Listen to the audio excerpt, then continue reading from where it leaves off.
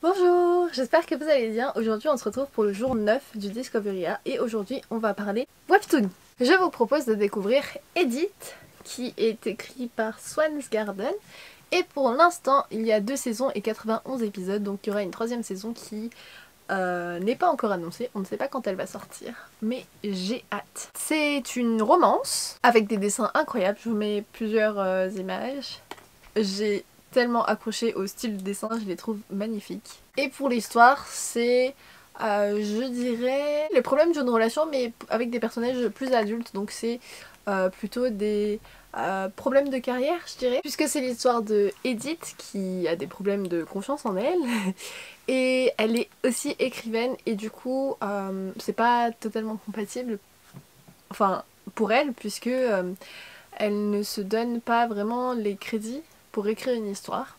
Mais elle va rencontrer cet acteur qui s'appelle Philippe et qui a une carrière de modèle déjà de base, mais il veut reprendre l'acting.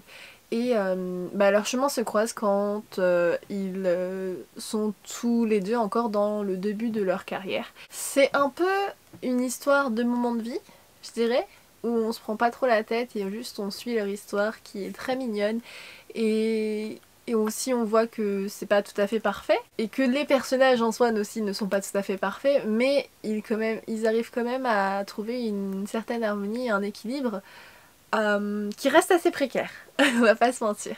Mais on veut y croire parce que ces personnages sont quand même super attendrissants et on peut pas mal s'identifier à eux, même si je me doute qu'on n'a pas tous une carrière d'acteur et d'écrivain.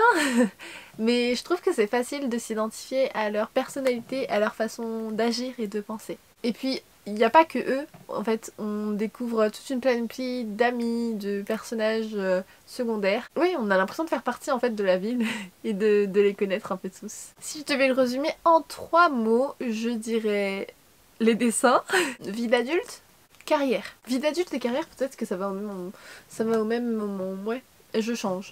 Donc je dirais les dessins sont incroyables, leurs carrières sont super intéressantes. Et oui, romance, ce serait mieux.